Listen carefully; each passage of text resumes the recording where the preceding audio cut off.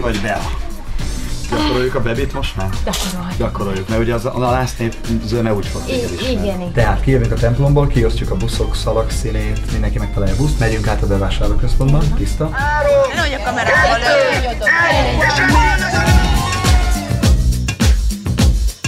Ki kíváncsi a gyűrűkre? Jó, hát abszolút. Te gyönyörű szép. 2 az 1-ben. Ez most már meg fog történni. Biztos. Van benne egy Schneidig legény. Gyönyörű. Csinos.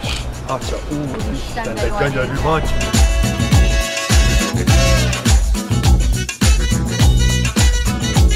Jaj, ez a neved, de jó. 9. Oké? 9 órát kéne megkeresni. Szerintem itt van, nézd, ide van. Aha. 1, 2.